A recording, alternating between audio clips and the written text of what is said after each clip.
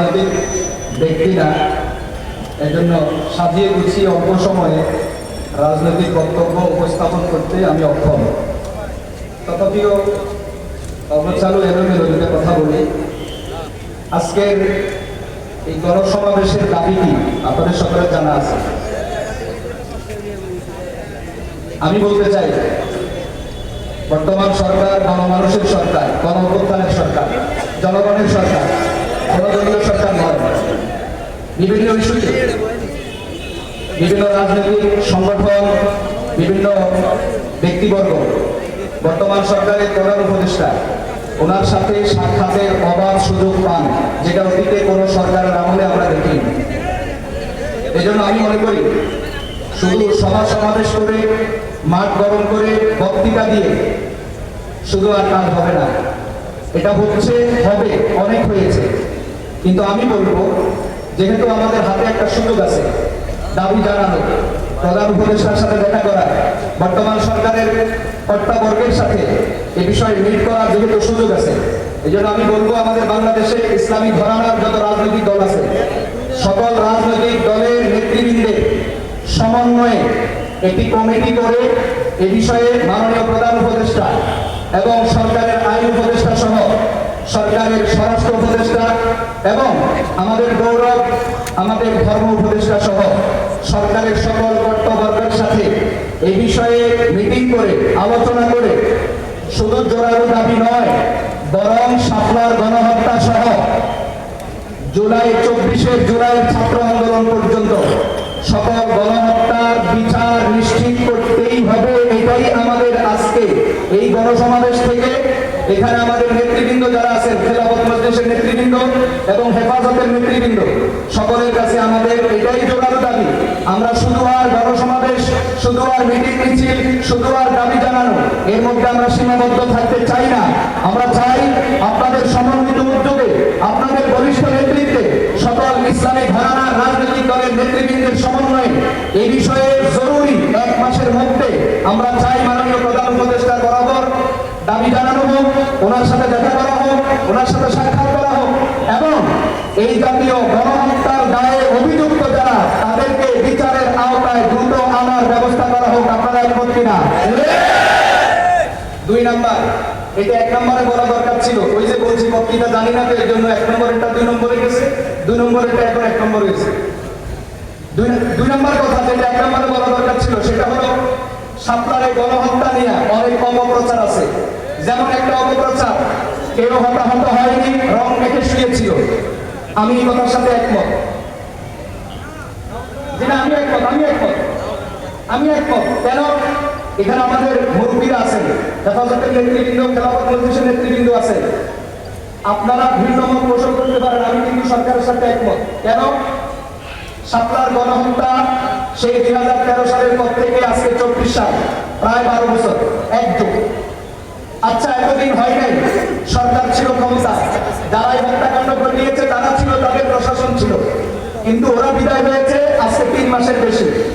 এখনো পর্যন্ত আমরা সুনিশ্চিতভাবে হেফাজতের পক্ষ থেকে এবং আমাদের যত ইসলামী ঘরানার রাজনীতি আছে, সকল রাজনৈতিক দলের পক্ষ থেকে এখনো পর্যন্ত সুনিশ্চিত কোন তালিকা প্রকাশ করা যায়নি এবং এখনো পর্যন্ত তাদেরকে বিচারের আওতায় আনার জন্য, তাদেরকে জবাবদিহিতার আওতায় আনার জন্য এবং আন্তর্জাতিক অপরাধ ট্রাইব্যুনালে এদেরকে বিচারের মুখোমুখি করার জন্য এখনো পর্যন্ত কার্যকর যথাযথ কিছু হয়েছে, আমি এটা অস্বীকার করি না, যথাযথ ব্যবস্থা গ্রহণ করা হয় নাই। তাহলে আমি বলবো ওরা যেটা বলেছে এটাই সত্য। শাপলা চত্বরে 2013 সালের 5 মে শাপলা চত্বরে কেউ হতাহত হয় নাই, কেউ শহীদ হয় নাই, কোন নবীপ্রেমী আশিক রাসূল, কোন মুমিন বান্দার রক্ত ঝরে নাই। ওখানে কিছু মানুষ রং মেখে শুয়েছিল। কি বলেন? যদি দ্বিমত হয়ে থাকে, যদি বলেন সরকারের, তৎকালীন সরকারের বক্তব্যের সাথে আপনার দ্বিমত, তাহলে দ্বিমতের যৌক্তিকতা আপনাদেরকে দেখাইতে হবে, হেফাজতকে দেখাইতে হবে, খেলাফত মজলিস সহ আমাদের বাংলাদেশের যত রাজনৈতিক দল আছে সকলকে দেখাইতে হবে। কেন এখনো বাংলাদেশের 64 জেলা থেকে মামলা হচ্ছে না? কেন এখনো বাংলাদেশের যতগুলি রাজনৈতিক দল আছে সকল দলের পক্ষ থেকে মামলা হচ্ছে না? কেন এখনো হেফাজত ইসলামের পক্ষ থেকে মামলা হচ্ছে না? কেন